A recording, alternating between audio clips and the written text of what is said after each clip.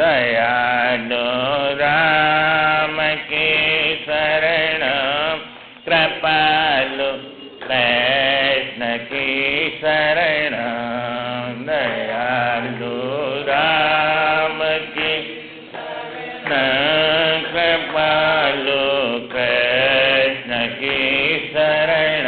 बोलो सच्चिदानंद भगवान की जय। ये भगवान राम को जो है वशिष्ठ जी महाराज समझ कर बताया था, हे राम जी तुम्हारा हृदय अज्ञान से रहित, अतः एवं विशुद्ध शांति आदि गुणों से विकसित एवं उत्तम विचार की शीतल चांदनी से प्रकाशित है।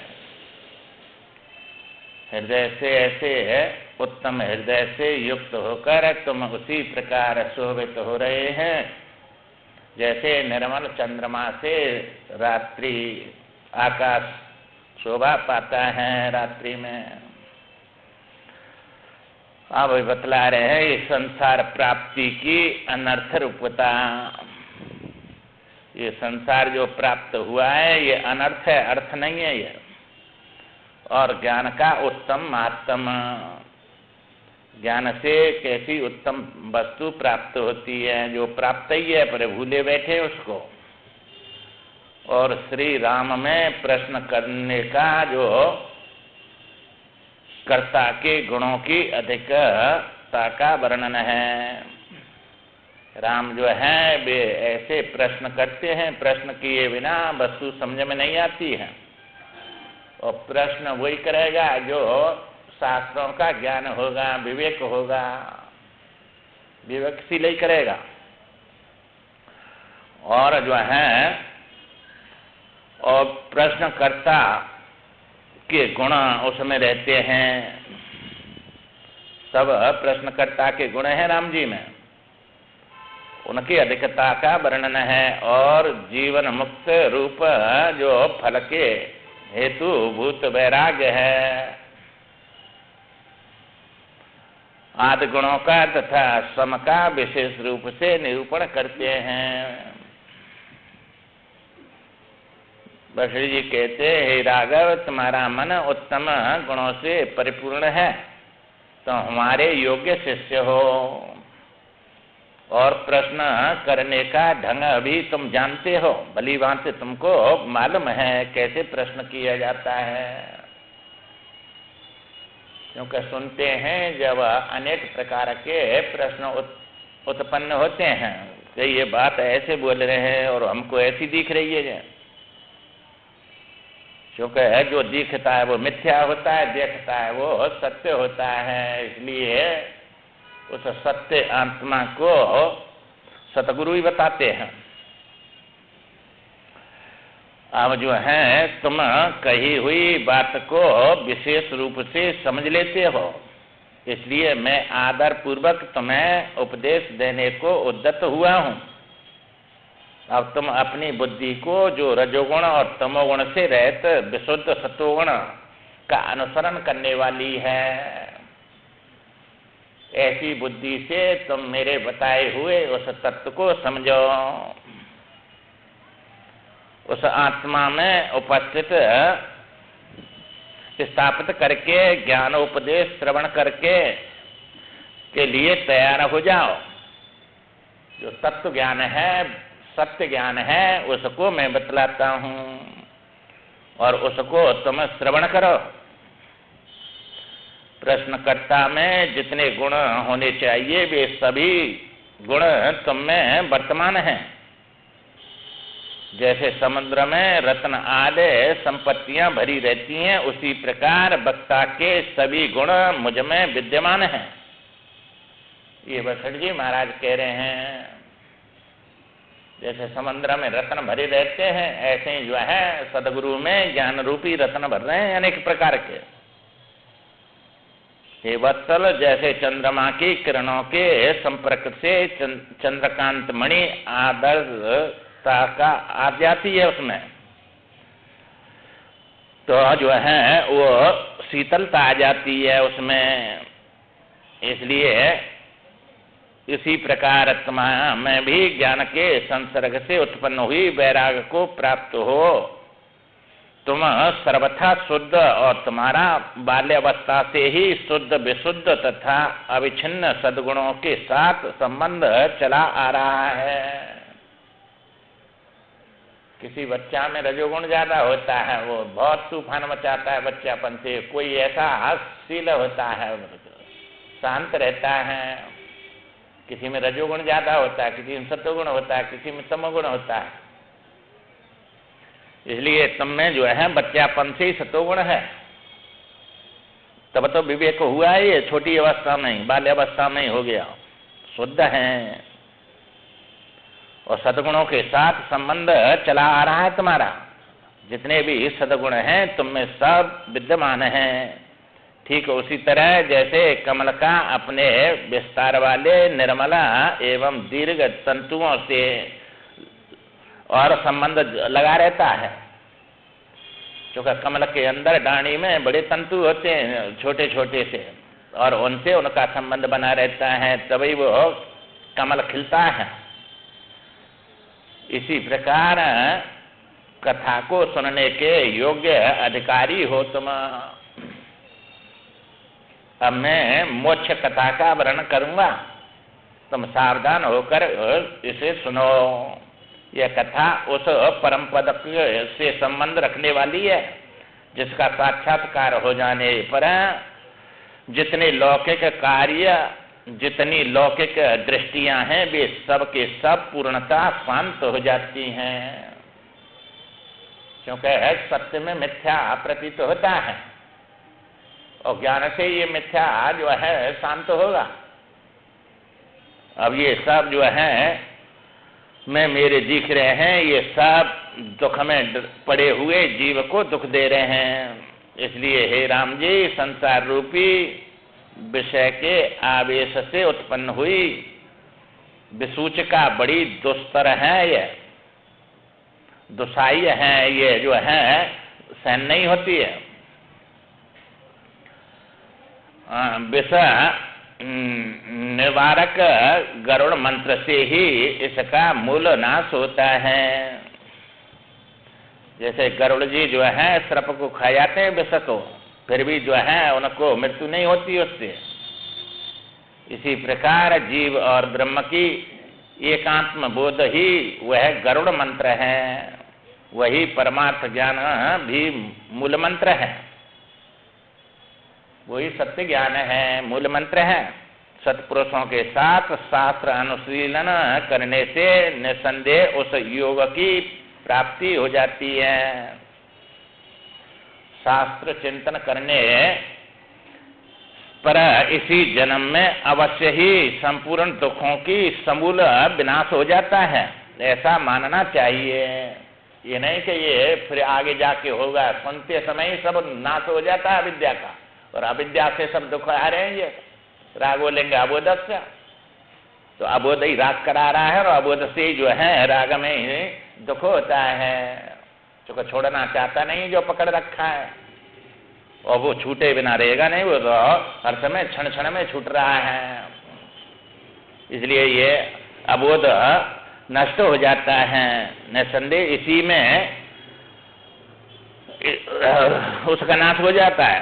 शास्त्र चिंतन करने पर इसी जन्म में अवश्य ही संपूर्ण दुखों का समूल नाश हो जाता है, ऐसा मानना चाहिए। इसके उन विवेकशील सत्पुरुषों का अवहेलना की दृष्टि से नहीं देखना चाहिए, जो महापुरुष ज्ञान स्वरूप है, जिन्होंने सम्यक बोध प्राप्त कर लिया है। उनकी अवहेलना नहीं करनी चाहिए, उनके द्वारा उस ज्ञान को प्राप्त करना चाहिए, जिससे संसार के सब दुखों से छूट के परमानंद को प्राप्त हो जाता है। जैसे विवेकी पुरुष को सम्यक दृष्टि की उपलब्धि हो चुकी है, वह पुरानी केंचुली त्याग कर जैसे सर्प संताप रहित हो जाता है। इसी प्रकार ये संसार के जो आवरण भरे हुए हैं, व्यथाओं से परिपूर्ण संपूर्ण हो जाता है, सब दुखों से वो छूट जाता है, कैंच भी त्याग कर। इसी प्रकार संसार के अनुराग का परित्याग करके संताप रहित हो जाता है। सम्यक ज्ञान प्राप्त करने पर उसका अंतःकरण शीतल हो जाता है, नहीं बड़ा जलता रहता है संसार के दुख में। वह संपूर्ण जगत को विनोद पूर्वक इंद्रजाल की तरह सुखपूर्वक देखता रहता है ज्ञानी, परंतु मिथ्या बाधित रूप से देखता है, मिथ्या रूप से। इसलिए उसको ना राग होता है न द्वेष होता है किसी से। ये सत्य में ही राग द्वेष होते हैं। सत्य समझ के राग करेंगे ये मिल जाए, द्वेष करेंगे ये नहीं मिला है, हमारे पास नहीं आवा, तो ये मिथ्या हो तो इनसे न राग होता है न द्वेष होता है। इसलिए समता को प्राप्त हो जाता है।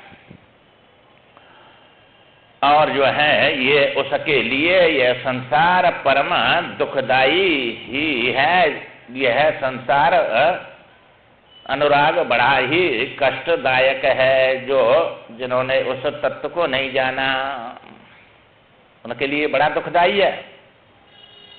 अनर्थ की आशंका किए बिना ही मोहवश विषयों में फंसे हुए पुरुषों को सर्प की तरह डस लेता है। ये मोह में फंसे हुए को ये खा जाता है, डस लेता है। ये खड़ग की भांत काट डालता है, जैसे तलवार से काट देते हैं वस्तु को, ऐसे काट देता है ये सबको। भाले के समान वेद देता है, भाले के समान वेद देता है, घाव कर देता है। रस्सी की तरह आवेष्टित कर लेता है, रस्सी से जैसे बांध देते हैं ऐसे बंध जाता है इसमें ये जीव। आग के सदृश जला देता है और हर समय जलाता रहता है। अध्यात्म ताप, अधिदेव ताप, अधिभूत तापों से तपता रहता है हर समय।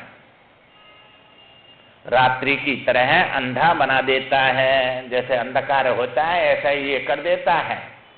तो उसको अपना शुभ अशुभ कुछ सूझता नहीं है। क्या करने से जो है लाभ होगा, क्या करने से हानि होगी, इसी में अंधा बन जाता है। सिर पर गिरे हुए पत्थर के समान मूर्छित कर देता है। पत्थर लगे तो मूर्छित होके गिर जाता है, होश नहीं रहता है।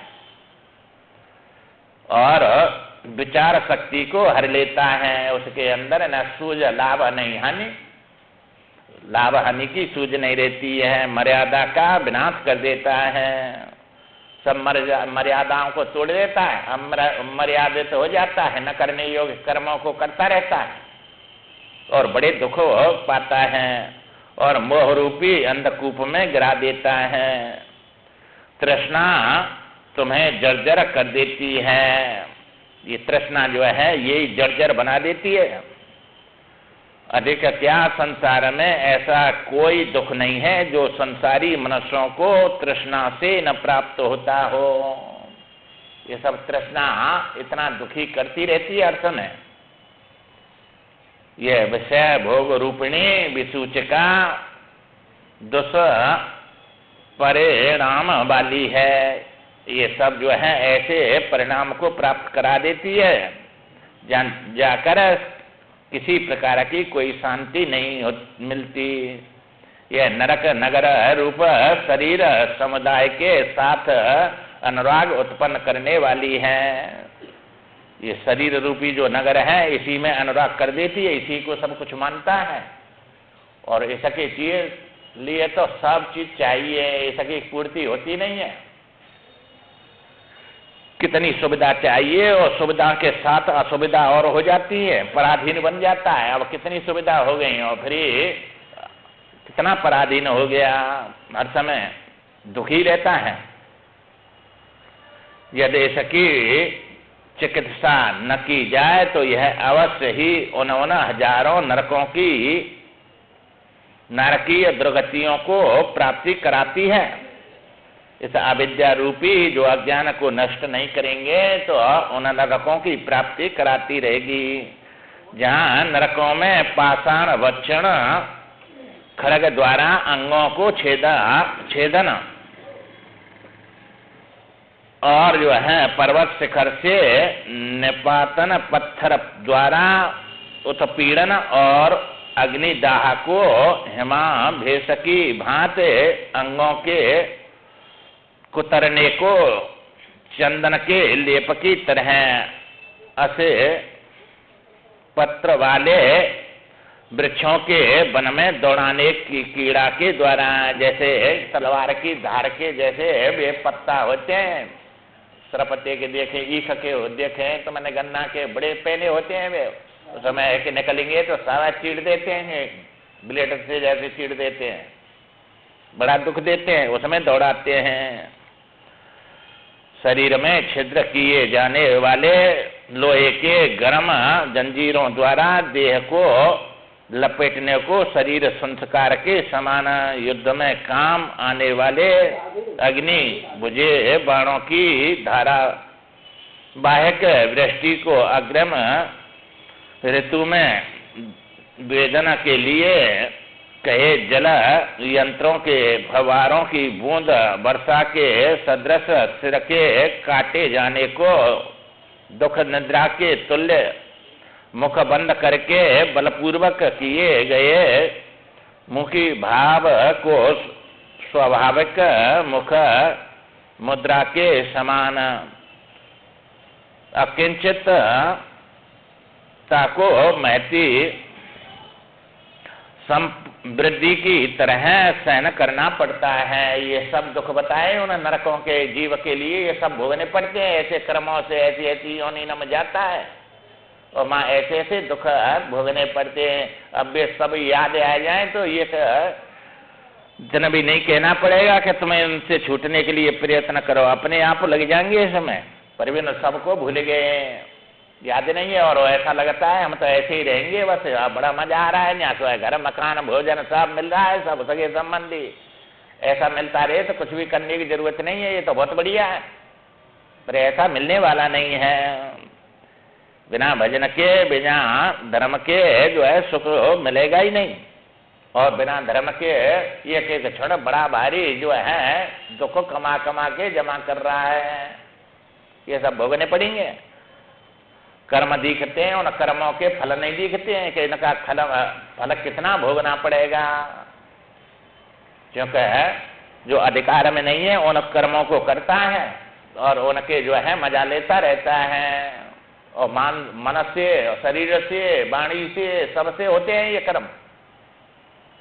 इसलिए जो है बार बार उधर से पाप की तरफ से हटा के पुण्य की तरफ लगाते रहना चाहिए। हे राघव, इस प्रकार सहस्रों कष्टप्रद चेष्टाओं से परिपूर्ण दारुण संसार चक्र में उपर्युक्त उपदेश की अवहेलना नहीं करनी चाहिए। ये सब बताए कि ऐसे ऐसे दुख उठाने पड़ते हैं, इनकी अवहेलना नहीं करनी चाहिए, सबको सत्य समझना चाहिए कि ये सब भोगने पड़ेंगे, ये कोई बनावटी बात नहीं है, ये सब कर्म के अनुसार भोगने पड़ते हैं। बल्कि ऐसा विचार और निश्चय अवश्य करना चाहिए कि शास्त्र अनुशीलन से निश्चय ही कल्याण होता है। ये सत्संग सुनने से और अच्छे मार्ग पर चलने से कल्याण होता है।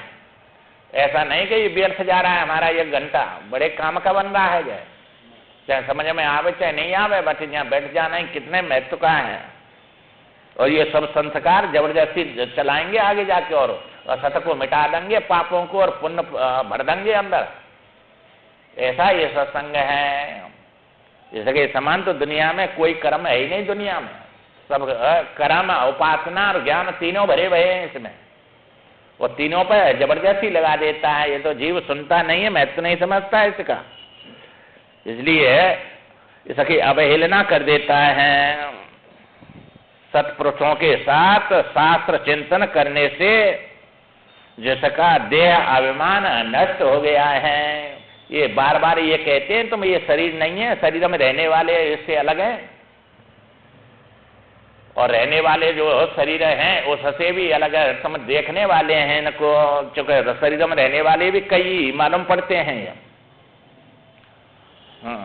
कई मालूम पड़ते हैं। जो यहाँ के अंदर सूक्ष्म शरीर के अंदर कारण शरीर के अंदर जो है ये जीव, और जीव के अंदर जो है ये सब संसार दिख रहा है, जितना भी सब वहीं से दिख रहा है ये। इसलिए वो उसका देह अभिमान नष्ट हो जाता है। देह अभिमाने गलते विज्ञाते परमात्मने, यत्र यत्र मनो जाति तत्र तत्र समाधया। जिनका देह अभिमान गल गया, उनको जहां जहां मन जाएगा वो समाधि है। सब आंख मीच के नहीं लगानी पड़ती है, केवल समझ से ही समाधि आ जाती है। क्योंकि आत्मा अशरीरी है ये तो, और उससे अलग सब शरीरें हैं। और शरीर जहां आ गया वहां सड़ेगा, ताप होगी उसी में, और उसी में सब दुख होते हैं। इसलिए तत्व का ज्ञान हो जाने पर सर्वव्यापक आत्मा स्वरूप विदित हो जाता है। अब कारण रूप से यहाँ जो है सर्वात्मा बन जाता है। कार्य रूप से मिथ्या, क्योंकि कारण में कार्य मिथ्या होता है, ये समझ आ जाती है उसको। और जो है कारण कार्य से अलग आत्मा समझ लिया तो सबसे कैवल्य मुक्ति उसको हो ही जाती है। ना व्यापक रहता है ना परिच्छिन्न रहता है। ये व्यापक परिच्छिन्नता देश को लेकर होती है। तो यहाँ जो बता रहे हैं आत्मा, वो परमात्मा को आत्मा बता रहे हैं, क्योंकि ईश्वर से अलग नहीं है आत्मा। ईश्वर सजीव अविनाशी चेतना मतलब सहज सुखदाती। तो कारण में भी कोई दुख नहीं है, और कारण अपने को समझेंगे तो भी जो है भक्ति के द्वारा कारण में पहुंच जाएंगे, तो भी शुद्ध और पवित्र और अमर हो जाएंगे। क्योंकि ईश्वर अमर है, मरता नहीं। और आत्मा में बोध हो गया तो बस जीव ईश्वर के शासन शासित सबसे अलग हो जाएंगे। मैं तो आप फिर कभी इसमें आ ही नहीं सकते, परंतु कारण में जाने पर आ भी सकते हैं कभी। जो है मां तत्व ज्ञान नहीं है, वो तुम्हारा ज्ञान जो है विषय ज्ञान है होता है। कारण कार्य में विषय ज्ञान होते हैं, विज्ञान बोलते हैं इसको। ज्ञान विज्ञान तृप्तात्मा। आत्मा ज्ञान स्वरूप है और परमात्मा विज्ञान स्वरूप है। तो विज्ञान से विषय से ही विषय की उत्पत्ति होती है, निर्विषय से नहीं होती है।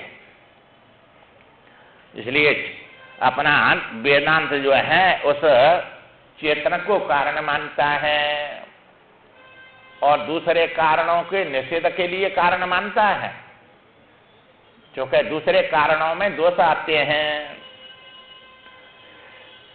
इसलिए हे राम जी, जिन्हें आत्मज्ञान का स्वरूप का ज्ञान हो गया है, ऐसे उत्तम बुद्धि संपन्न महापुरुष इस पूर्वक दृष्टि का अवलंबन करके इस संसार में विचरते हैं। जिनको चाहे विज्ञान हो जाए चाहे ज्ञान हो जाए, दोनों ही मुक्त हो जाते हैं। और वे सर्वथा वर्तमानों भी न चुस जाए थे, उन्हें फिर शोक नहीं होता, न काम ना होती है, न वे शुभाशुभ की यातना ही करते हैं। तो वे जो है अपनी प्रारब्ध पूरी करते हैं। फिर जो हो रहा है वो प्रकृति में हो रहा है, वे कर्ता नहीं बनते हैं। और कर्तापन बनेगा मां भोक्तापन आ जाता है। तो ये जीव अपने को कर्ता मानता है, इसलिए भोक्ता बनना पड़ता है। आत्मा कर्ता होने पर भी कर्ता नहीं मानता। प्रकृति हो रही है, सब प्रकृति में हो रहा है, फल नहीं चाहता वो। ये जीव कर्म का फल चाहता है, इसलिए बंध जाता है। परमात्मा कर्म करता है पर फल नहीं चाहता, इसलिए जो है फल नहीं चाहेगा तो बंधेगा नहीं। तो शुभाशुभ कर्म का फल देता है, तो वो फल देना भी तो कर्म है। सबको उत्पन्न कर रहा है, सबको जो है पालन कर रहा है, सबका श्रृंगार कर रहा है। तो इनसे कहाँ दोष लगता है उसको? सब काम उसके बिना कुछ होगा नहीं, वो कुछ करता नहीं है। इसलिए जो है जीव के अनुसार ये कर्म किए हैं, उनका फल देने वाला है। तो वहां पहुंच गए तो भी सब दुख से छूट जाते हैं। अब ये जो है वे इस संसार में सब कुछ करते हुए भी अकर्ता के समान रहते हैं। देहे और उपादेय पक्षपात से रहित होकर अपने आत्मा में स्थित रहते हैं। हे माने त्यागने योग्य है कुछ नहीं है और पकड़ने योग्य कुछ नहीं है, दोनों से त्याग से और ग्रहण से दोनों से सम हो जाते हैं। जो आ रहा है वो ठीक है और जा रहा है वो ठीक। पर अज्ञानी जो है दुख आएगा तो बड़ा रोता है और सुख जाएगा तो बड़ा चिल्लाता है, ये नको सुख बना रहे और दुख आवे नहीं, ऐसा रहता है। और उनके पास में न दोष्टि न कांक्षति, प्रारब्ध अनुसार सब आ रहा है, कर्म किए तो भोगने पड़ेंगे, इसलिए दोनों में सम हो जाते हैं। जड़ बिलखे दुख सुख हरताई, दो सम धीरे धरे मन माई। ये तो ज्ञानी महापुरुष सत्संगी दोनों में सम हो जाते हैं। समता में सुख है, विषमता में दुख है। कल द्वारपाल बताए कि नहीं चाह रहे, समता और जो है ये चार बतलाए थे कल, याद है कि नहीं? हाँ, ये चार बतलाए थे। तो ये जो है मोक्ष द्वारपाल हैं, ये चार बताए थे, समता, विचार, संतोष और साधु संग। हाँ, ये चार बतलाए थे। इसमें से तीन को अपनाओ चाहे दो को अपनाओ चाहे एक को ही अपना लो, सब आ जाते हैं। तो बुद्धिमान को जो है ये बतलाए थे। अब उसी का ये समता का अब चल रहा है यहाँ, जो है समता में सब बुद्धि सम हो जाती है, विषमता में सब दुख है, समता में कोई दुख नहीं है। तो समता और एकता और असंगता यही तो आनंद का स्वरूप है। ये तीनों तुम्हारे पास में है। तो अब व्यवहार में रहना है, असंग रूप रहना है, तो सुखी है तुम। और संग कर लिया तो बस है, क्योंकि संसार में सब दुखी हैं, बीमार हैं, सब रोगी हैं। जैसे में जो है रोगी के साथ रोगी क्यों बने थे? तो दूसरे के रोगों से रोगी बन के बड़ा तड़पता है, क्योंकि मोह है। इसके पास ऐसा क्यों हो गया? अपने दुख से इतना दुखी नहीं है, दूसरों के दुख से अपने मोह के कारण बहुत दुखी होता है। इसलिए जो है इसका क्या होगा उसमें चिंता में लगा रहता है, मेरा क्या होगा ये नहीं सोचता है, बस इसका क्या होगा उसमें ही ये अपने जीवन को बनाने में बिता देता है, और फिर भी बनता नहीं, अंत तक बिगड़ता ही जाता है सब।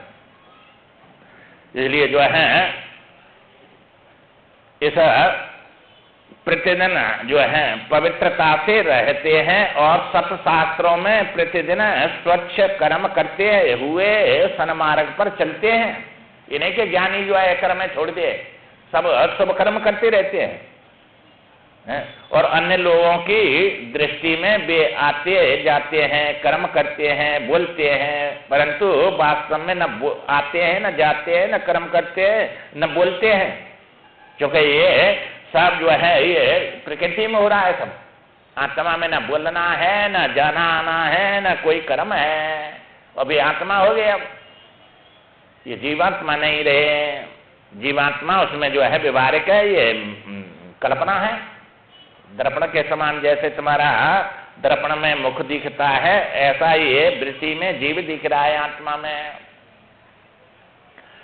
क्योंकि परमानंद स्वरूप परमात्मा को प्राप्त हुआ पुरुष न तो इंद्रजाल रूप मायक कार्य करता है, ये सब इंद्रजाल के समान मायक कार्य हैं, ये इनको न करता है, न संसारिक वासनाओं के पीछे ही दौड़ता है, शांत हो जाता है। जैसे पीपल का पत्ता है, टूट के गिर जाता है, सूख जाता है, इधर की वायु चलेगी इधर उड़ता है, उधर की आएगी उधर उड़ता है, वो अपनी तरफ से कुछ नहीं करता है। ऐसे ही वे महापुरुष प्रारब्ध अनुसार संसार में विचरण करते हैं, सर्वथा बरतते रहते हैं। पर उनका वो बरतना जो है प्रकृति का है, अपना नहीं है। तो सब संसारिक वासनाओं के पीछे ही नहीं दौड़ता है, वह बालकों की सी भ्रम मूलक चपलता का परित्याग करके पूर्व कथित परमात्मा में स्वरूप से ही सदा विराजमान रहता है। अपनी उस निष्क्रिय सत्ता में रहता है, एकांत में, उसी में अपना जो है सब प्रकार से स्थित रहता है। इस प्रकार की स्थितियां आत्मा तत्व के साक्षात्कार के अतिरिक्त अन्य उपाय से नहीं उपलब्ध होती। जिनको आत्मा उपलब्ध हो गया है, माने ज्ञान हो गया है, उन्हीं में ये गुण आते हैं सब। वो सब कुछ करता हुआ भी कुछ नहीं करता है, बोलते ये बताएंगे नहीं, वो ऐसा नहीं है कि वो पत्थर बन जाए, क्या कोई उसको जो है ज्ञान नहीं है, क्या उसको जो है ये सब बोध नहीं है, कि बोलता नहीं, कि चालता नहीं, कि संकल्प नहीं करता, सब काम होते हैं उसके, पर कुछ भी नहीं करता है। फिर भी ये सब जो है वो लगाते हैं नहीं, तो ऐसा हो जाएगा ज्ञान होने पर, ना कोई देखेगा, ना भारेगा, ना खाएगा, ना पिएगा, ना कुछ भी खिला दे उसको जो है, ऐसा ऐसा थोड़े ही, वो बीमार थोड़े ही पड़ता है कोई। ज्ञान किसी को बेहोश नहीं बनाता है, ज्ञान कोई मूर्छित नहीं करता है किसी को, सब ज्ञान होते हैं। ये वशिष्ठ जी महाराज सब ज्ञानी है, खाते पीते बोल रहे, सब काम करते हुए भी ये कुछ नहीं कर रहे हैं। इसलिए ज्ञान ऐसा रोग नहीं है कोई तो रोगी बना दे उसको, सब रोगों की दवा है ज्ञान जो है। सब प्रकार से जो है बरतता हुआ भी वो जो है जीवन मुक्त रहता है, जीवन पर्यंत आत्मा की ही खोज करे। इसलिए पुरुष को चाहिए कि वह इस आत्मा की खोज में, माने उसको जानने के लिए प्रयत्न करें, उसी की उपासना करें और उसी का यथार्थ ज्ञान प्राप्त करें। इसके अतिरिक्त उसके लिए और कोई कर्तव्य नहीं है। ये मनुष्य शरीर इसी के लिए मिला है, और सब कर्तव्य तो सब योनिनम पूरे हो जाएंगे तुम्हारे, जो है कुछ भी खाना पीना, यही तो 4 चीजें हैं। ये तो आहार निद्रा भय मैथुन, ये तो सब योनियों में मिलते हैं बस, और ये 4 ही है। ज्ञान ही नहीं ना पशु समाना, बस ज्ञान ही है इसमें तो। और ज्ञान वस्तु को, जैसी वस्तु है उसको उसी रूप में जानने को ज्ञान कहते हैं। ये ज्ञान थोड़े ही आहार निद्रा भय मैथुन, ये सब अज्ञान है। ये व्यवहारिक ज्ञान है, विषयों के ज्ञान है, ये तो सब में है। इनको ज्ञान नहीं कहते हैं, ये तो सब अज्ञान ही है। तो ज्ञान भी तो अज्ञान होता है, और ज्ञान ही अज्ञान होता है। अज्ञान नाम की कोई वस्तु है ही नहीं। आकाश में नीलिमा देख रहे हैं, ये ज्ञान ही तो है, पर ज्ञान है कि अज्ञान है? अज्ञान है। रस्सी में सरप, ये सब उदाहरण देते हैं। तो ये जो वस्तु दिख रही है वो सब मिथ्या दिख रही है, मिथ्या ज्ञान कोई तो ज्ञान कहते हैं। तो वो ज्ञान सब मिथ्या का ही होता है, सत्य का ज्ञान होता ही नहीं है। सत्य तो देखने वाला होता है, दिखने वाला नहीं होता है। जानने वाला होता है, जानने में आने वाला नहीं होता है। हाँ, जानने में आने वाले सब अज्ञान है। इसलिए जो है ये जिस पुरुष को अपने अनुभव, शास्त्र वचन और गुरु के उपदेश की एक वाक्यता का निश्चय हो गया है, वैसे जिन्होंने गुरु के द्वारा एक वाक्य जो आत्मा है और उसका निश्चय हो गया, वह निरंतर किए गए उपरयुक्त अभ्यास के द्वारा परमात्मा का साक्षात्कार कर लेता है। चाहे भारी से भारी आपत्ति क्यों न आ पड़े, परंतु जो शास्त्र और उसके अर्थ की अवहेलना करने वाले तथा तत्व ज्ञानी महापुरुषों की अवज्ञा करने वाले ऐसे मूर्खों का अनुसरण कभी नहीं करना चाहिए। ये तत्व ज्ञान के जो है अवहेलना कर देते हैं। क्या रखा है सत्संग में, माँ क्यों जाते हैं, सब यही बात बोली जाती है, कुछ नहीं है सब जो है। ऐसा जो है शास्त्र की महापुरुषों की अवहेलना कर देते हैं और दोष बताते हैं, ना आप आते हैं ना दूसरे आने देते हैं। तो ऐसे मूर्खों को दूर से ही त्याग देना चाहिए, क्योंकि भूतल पर मनुष्यों को जितना कष्ट अपने शरीर में स्थित अकेली मूर्खता से प्राप्त होता है, उतना दुख शरीर, शारीरिक क्लेश, विष, आपत्ति और मानसिक किसी भी वस्तु से नहीं होता है। ये मूर्खता ही सबसे ज्यादा बड़ा दुख है, ये देती है और ऐसी गर्त में डाल देती है कि कभी उससे निकल नहीं पाता है। इसलिए जो है ये महान अंधकार में भी पुनः अंधता को नहीं प्राप्त होता है। वो जो ज्ञानी महापुरुष हैं जिन्होंने वो जान लिया, तो वे इस अज्ञान रूपी अंधकार संसार खड्डा में पड़ा हुआ भी जो है इसमें तृष्णा को नहीं जो है सबसे पार हो जाता है। इसलिए जब तक विवेक रूपी सूर्य की निर्मल प्रभा का उदय नहीं होगा। रघुनंदन, जैसे इस संसार में भगवान विष्णु और एवं शंकर आदि तथा अन्य महर्षि गण जीवन मुक्त हो विचरते रहते हैं, उसी प्रकार तुम भी संसारिक दुख से छूट कर पाने के लिए मेरे जैसे आत्मीय जनों का साथ बैठकर गुरु उपदेश एवं शास्त्र प्रमाण द्वारा अपने स्वरूप को जानकर जगत के व्यवहार करो। ये नहीं कि ज्ञानी व्यवहार नहीं करता है, सब व्यवहार करता है, सब जानकर करता है, और ये बिना जाने करता है। ये सब व्यवहार कर रहे हैं, विष्णु भगवान सबका पालन कर रहे हैं, शिव जी सबका संहार कर रहे हैं, ब्रह्मा सबका जो है ये उत्पत्ति कर रहे हैं, सब ज्ञानी है, ये महापुरुष है। कौन सा व्यवहार छोड़ा है इन्होंने? तो सबने सब कर रहे हैं। और ये वशिष्ठ जी कह रहे हैं कि हम भी जैसे व्यवहार कर रहे हैं ऐसे तुम भी करो सब।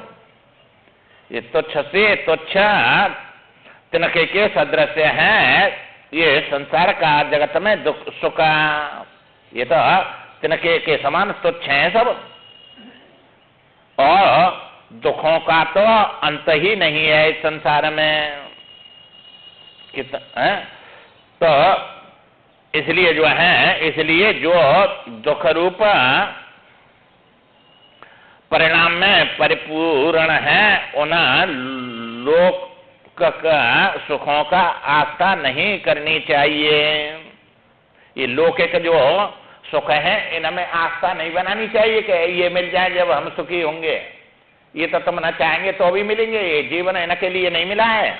इनसे चूंकि ये विषय को लेकर सुख दुख होते हैं, सुख के साथ दुख रहता है, दुख के साथ सुख रहता है। ये तो कर्म से मिले हैं तो ये तो आएंगे सब। इसलिए ज्ञानी पुरुष को चाहिए कि वह परम पुरुषार्थ की सिद्धि के लिए जो अनंत और अस्थाई आयास रहित है, उस परम पद को प्रयत्न पूर्वक प्राप्त करें। क्योंकि जिनका मन संताप रहित होकर उत्कृष्ट परम पद रूप परमात्मा में लीन हो गया है, वे ही जीवन मुक्त, वो पुरुषों में श्रेष्ठ हैं और उन्हीं को परम पुरुषार्थ की प्राप्ति होती है।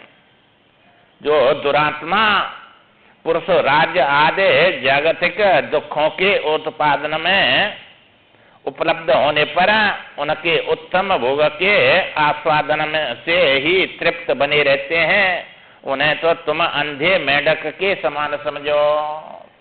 अंधा मेढक है जो है राजपाट और ये पदवी प्राप्त हो गई, बस यही सब कुछ है, और हम तो बस ईश्वरो हम, हमारे समान तो कोई नहीं है, बस ये क्षणिक सुख प्राप्त हो गए और ये नहीं में आश्वासन लेता रहता है। ये नहीं पता कि ये सब छूटेगा और कब छूट जाए, ये सब जाने वाला है। ये राजपाट सब जितने भी हैं ये जीव के साथी नहीं है, सब छूटेंगे।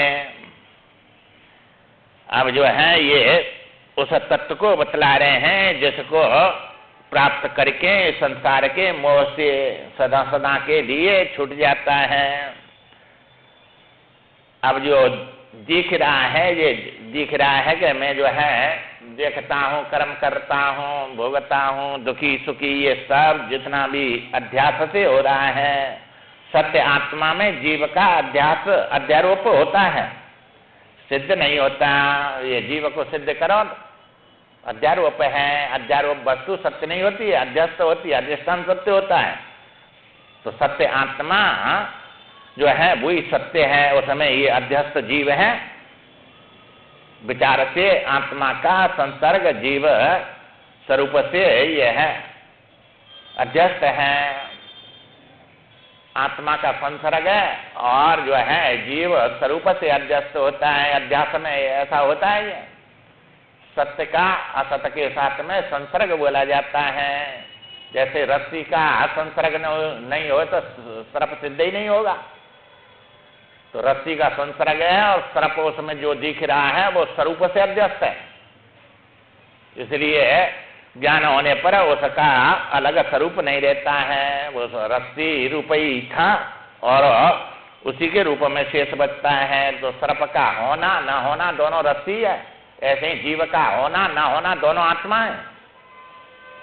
इसलिए ज्ञान संसर्ग अध्यास नष्ट हो जाता है, जीव दिखता रहता है। जिनको आत्मा का बोध हो गया और जीव दिखेगा जब ही तो ये उपदेश करेगा। ऐसा नहीं जिनको ज्ञान हो गया उनको ये शरीर नहीं रहे, जब ये खामे पीवे नहीं, बोले चाले नहीं, क्या ज्ञानी ज्ञान थोड़े कराएगा? ज्ञानी कराएगा। और ज्ञानी का शरीर होगा, बोलेगा चालेगा, समझेगा, मन होगा, बुद्धि होगा, तभी ज्ञान देगा कि वैसे ही दे देगा। तो ज्ञान भ्रांति का विरोधी होता है कि भान का विरोधी होता है? ये सब जो है जब तक प्रारब्ध बोलते हैं इसको, जब तक ये शरीर रहेगा और सब को उपदेश देगा। अब ये ज्ञानी है जब तक उपदेश दे रहे हैं, अज्ञानी थोड़ी दे रहे हैं उपदेश। तो इनका शरीर है, मन है, बुद्धि है, बोल रहे हैं, समझ रहे हैं, शास्त्र सब जान रहे हैं, तब बोल रहे हैं कि वैसे ही बोल रहे हैं ये। तो इसलिए जो है अब उनका संसर्ग अध्यास समाप्त हो गया, जीव रूप से दिख रहे हैं सब। तो जीव के सब कर्म कर रहे हैं। अब कौन से कर्म छोड़ा है इन्होंने? तो संसर्ग अध्यास जो है, रस्सी का संसर्ग था, सर्प रस्सी का बोध हो गया, तो अब वो संसर्ग अध्यास समाप्त हो गया। जीव सर्प फिर भी दिखता रहे, सत्य नहीं है। तो संसर्ग ही अध्यास समाप्त होता है और ये स्वरूप अध्यास से बना रहता है जब तक, उससे की कोई हानि नहीं होती है। अधिष्ठान से अज्ञान से उत्पन्न अध्यास मिट गया, उनका व्यवहार ज्यों का त्यों चलता रहता है।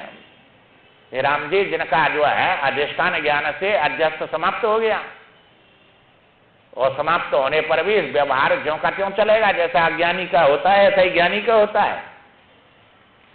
क्योंकि व्यवहार में तो ये जो है मन है, तो इसमें सब पत्थर थोड़ा ही है, सुख दुख हानि लाभ सब जो है बुद्धि में मन में सब दिखेंगे इनमें। ये जन्म मृत्यु मोह ममता में मेरे सब दिखते रहेंगे, परंतु ये सब बाधित रूप से दिखते हैं उसके। इनमें दुखी तो नहीं होता है, दुख तो होता है उसको ज्ञानी को। ऐसा नहीं ज्ञानी को दुख नहीं हो, रोता है चिल्लाता है। वो तो कहा ज्ञानी चाहे चांडाल के घर में रोता हुआ चिल्लाता हुआ शरीर छोड़े तो भी मुक्त ही है। तो ये रोना चिल्लाना जो है आत्मा का धर्म है कि ये वाणी से ये जीव का ये अंतःकरण शरीर लेकर इनका धर्म है? तो ये सब हो रहेंगे उसके जो जब तक बाधित तो हो गए उनके ज्ञान से। अब आगे जन्म नहीं होगा। अब जन्म हुआ है तो ये तो व्यवहार पूरा करके ही समाप्त होगा उनका। चूंकि ज्ञान पहले हो जाता तो जन्म होता ही नहीं। अब जन्म हुआ है तो ये कर्म से हुआ है और कर्म पूरा करके ही समाप्त होगा। क्योंकि इसको प्रारब्ध बोलते हैं। उसके आगामी कर्म हो नहीं रहे हैं और जो पीछे संचित थे वे सब खत्म हो गए। तो संचित आगामी और ये व्यवहारिक ये सब 3 प्रकार के कर्म होते हैं। वर्तमान में जो हो रहे हैं इसको व्यवहारिक कर्म बोलते हैं। तो ये प्रारब्ध है उसकी जो है भोग रहा है, कर रहा है, सब कुछ काम जो है ये व्यवहारिक बोला जाता है। तो ये व्यवहार प्रारब्ध है, भोग के समाप्त हो जाती है। वो संचित पड़े हैं जो माया में वे सब भस्म हो गए ज्ञान से। और आगे के लिए अब करता हुआ भी अकर्ता है, बीतराग भय क्रोध उसके सब बुझ गए। आगे के लिए कर्म जमा नहीं हो रहे, पिछले भस्म हो गए, प्रारब्ध भोग के समाप्त कर देता है। और यहाँ में पाप पुण्य बनेंगे, उनको पुण्यों को सेवा करने वाले ले लेते हैं, पाप को निंदा करने वाले ले लेते हैं। उसको तो कुछ चाहिए नहीं, ये बट जाते हैं उसके। तो निंदक तो सबके रहते हैं नहीं, प्रशंसक भी रहते हैं। जो सेवा करेंगे उनके पुण्य मिलेंगे, भजन करते हैं, ध्यान करते हैं, और पाप भी बनते हैं। क्योंकि जीव है तो पाप पुण्य तो मन है तो सब करेगा, जो चिंतन होते हैं उनके। इसलिए पाप को निंदा करने वाले ले लेते हैं उनके को, और पुण्य को सेवा करने वाले ले लेते हैं। उसको तो कुछ चाहिए नहीं, इसलिए जो है उसके कर्म नहीं रहे तो जन्म नहीं होगा, और जन्म नहीं होगा तो कोई दुख सुख नहीं होगा, मृत्यु नहीं होगी, सबसे पार हो जाते हैं। इसलिए व्यवहार सब ज्यों का त्यों चलता रहता है। तो मोह शोक नहीं होता, शोकम तृतीयात्मित, मोह से पार हो जाता है। तो शोक मोह जिसमें हो रहे हैं वो है जीव अंतःकरण में हो रहे हैं, और ये अंतःकरण वो है नहीं और जीव है नहीं। इसलिए जिस समय हो रहे पड़ोसी बन गई है, और तुम्हारे पड़ोस में कोई रो रहा है, चल रहा है, हंस रहा है, या सुखी है या दुखी है, तुम्हारा क्या उससे लेना देना? तुम देख रहे हो उसको, एक मर रहा है, एक मार रहा है, और तुम देख रहे वाले न मर रहे हैं न मार रहे हैं, बस देख रहे हो उसको। इसी प्रकार ये आत्मज्ञानी जो है अपने शरीर में बैठकर दृष्टा बन के दृश्य को देखता रहता है, इससे क्या लेना देना? सब बाधित है, ये स्वप्न के समान है। एकत्वदर्शी व्यक्तित्व का मोह नष्ट हो गया, अब व्यक्ति नहीं रहा, वो व्यक्तित्व समाप्त हो गया। जैसे मनुष्य स्त्री ये व्यक्ति बने बैठे है कि नहीं, ऐसा आत्मा नहीं है। आत्मा ना परिच्छिन्न है ना व्यापक है, व्यापक परमात्मा होता है, परिच्छिन्न जीवात्मा होता है। ये शरीर में आ गया, वृत्ति में आ गया, परिच्छिन्न बन गया, और ये देश काल वस्तु को लेकर होते हैं, और वो आत्मा देश काल वस्तु में है नहीं, अपनी महिमा में है। अपनी महिमा में से इन देश काल वस्तु को मिथ्या रूप से देखता रहता है, जो कहे ये सब जब तक प्रारब्ध है, जब तक ये दिखेंगे सब। सत्ता वह है जिससे अस्थि प्रत्यय कभी अलग नहीं होता। ये अस्थि जो है, ये अस्थि माने होना, ये कभी अलग नहीं होता, उसका नाम सत्ता होता है। तो भांति वह है जो अस्थि प्रत्यय का प्रकाशक है। तो मैंने अपनी अस्थि कभी जो है देखी कि मैं उस काल में नहीं रहा, हर समय प्रकाशक है वह अस्थि को देखने। तुम हर समय रहते हैं, कभी नहीं रहते किसी काल में। अपना अभाव कभी देखा नहीं, अपनी जड़ता कभी देखी नहीं तुमने। अभाव देखा है तो देखने वाले हैं, तो नहीं देखते तो मानते हैं। हुआ कहाँ है तुम्हारा अभाव? अस्थि कभी मिटती नहीं है, उसका नाम सत्ता होता है। और ये वो अस्थि जो है जड़ नहीं होती है, चेतना होती है। और वह अस्थि को जो प्रकाशता है वो चेतना आत्मा होता है। तो वो अस्थि प्रतीत नहीं होती है भांति, और अस्थि जड़ नहीं होती है। और यहाँ सब अस्थि जड़ बन रही है और प्रतीत हो रही है। ये तो ये विवर्त में आ गई सब। ये जीव भी प्रतीत होता है, और ये जड़ है, ये मायावत परिच्छिन्न जड़ जीव की इस समान है। तो ये सब जो है ये चेतन नहीं है, ये जीव जैसे को चेतन है, ये जड़ चेतना की ग्रंथि है। ये उस दिन श्यामला जी ने पूछा कि नहीं, जड़ के बिना चेतन कैसे रहेगा? तो ये चेतन तो नहीं रहेगा जड़ के बिना, क्योंकि ये तो बुद्धि से ही सिद्ध हो रहा है। जीव है ये तो अपने कर्म के अनुसार जाएगा आएगा, सब जो है लोक अपर लोक सब ये सब जड़ के साथ ही रहता है ये तो। पर ये जड़ चेतन जो है ये वास्तविक चेतन नहीं है, ये मायाकृत है। तो इसके साथ संबंध है जड़ का। ये जड़ चेतन ग्रंथि पड़ गई, यद्यपि मृखा छूटत कंड नहीं, वो आत्मा के साथ में कोई जड़ ग्रंथि नहीं है, वो चेतन ही चेतन है। और वो चेतन, इस चेतन को चेतना इस समय जानने की देखने की जो सत्ता है वो आत्मा की है, इसकी नहीं है। पर विवेक न होने से उस देखने की और जानने की सत्ता अपनी समझता है। जीव की प्रतीति है और सत्ता इसमें आत्मा की है। जैसे रस्सी की सत्ता है और सर्प की प्रतीति हो रही है, और जड़ रस्सी में चेतन सर्प दिख रहा है, ऐसी जड़ वृत्ति में तुम्हारी चेतन जीव दिख रहा है। जड़ वृत्ति है, वृत्ति ना दर्पण जैसे तुम्हारा होता है जड़ है, और उसमें तुम्हारा मुख दिख रहा है। ये बड़े सूक्ष्म विचार हैं, ये हालाल समझ में नहीं आते हैं, बहुत ऊंचे हैं ये। और उसके लिए हैं जिज्ञासु के लिए, राम जैसे बैरागी के लिए, जो संसार से सबसे विरक्त हो रहा है, उसकी बात समझ में आएंगी ये। क्योंकि ये बहुत ऊंचा ज्ञान है, तत्व ज्ञान है, ये सत्य ज्ञान है। तो ये तीन वस्तु बताएंगे नहीं, एक अनित्य, एक नित्य और एक सत्य। तो ये शरीर अनित्य है, क्षण क्षण में जिसका नाश हो वो अनित्य बोला जाता है। ये संसार अनित्य है, क्षण क्षण में सबका नाश हो रहा है, बदल रहा है सब। और इसमें बनाने वाला ईश्वर नित्य है, और इसमें रहने वाला शरीर में जीव नित्य है। जीव नित्य तुम काई लग रहे हो बा?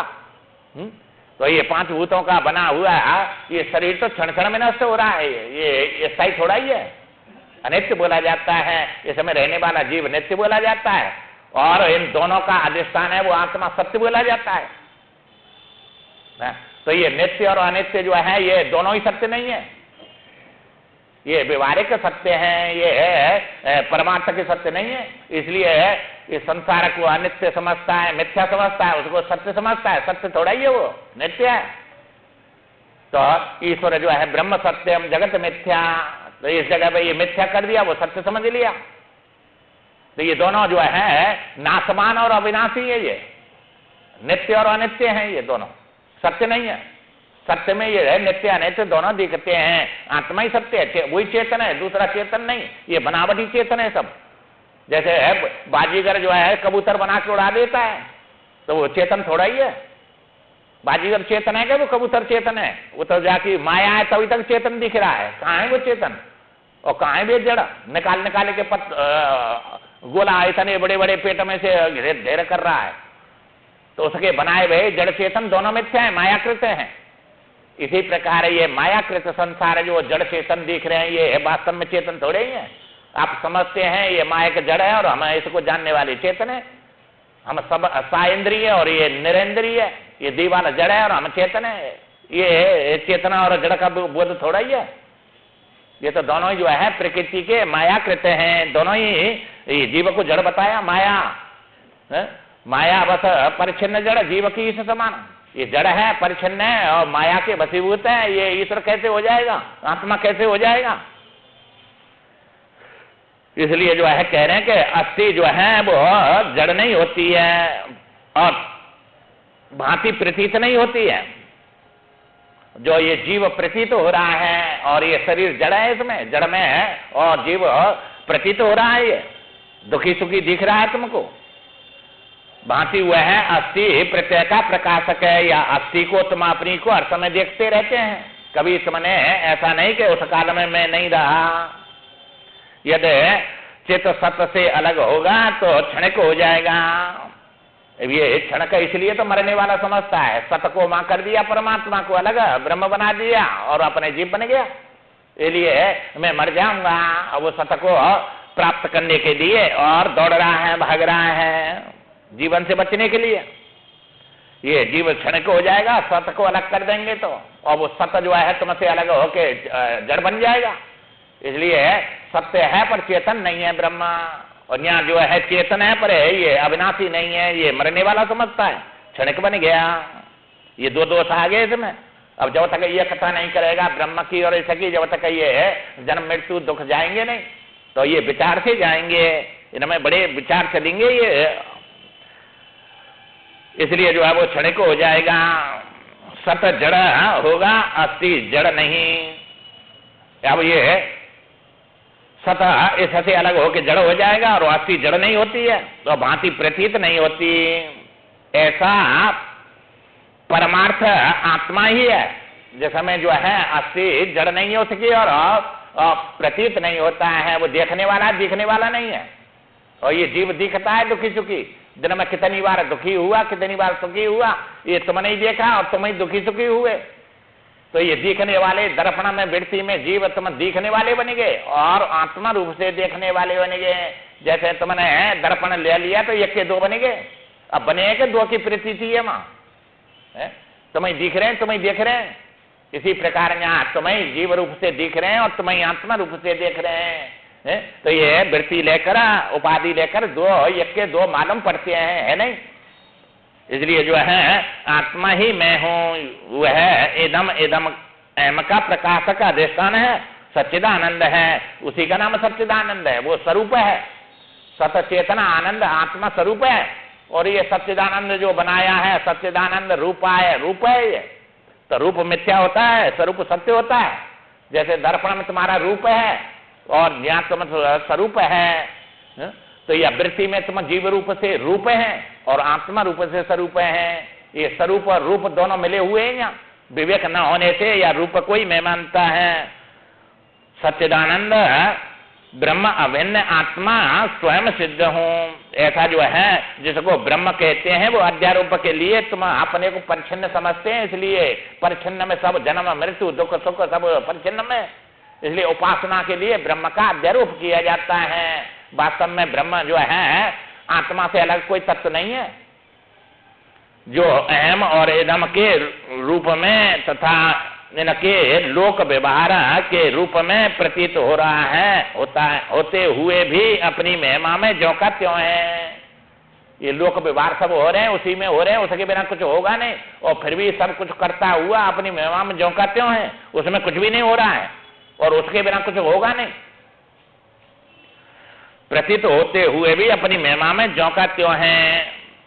आत्मा स्वयं आत्मा स्वरूप से अलग नहीं है, वो जो है अपने से अलग कोई अलग सकता नहीं है। वस्तु का भासना अध्यास नहीं है, किंतु भासने को उसके अभाव के अधिकरण में से भिन्न सत्य मान लेना अध्यास है।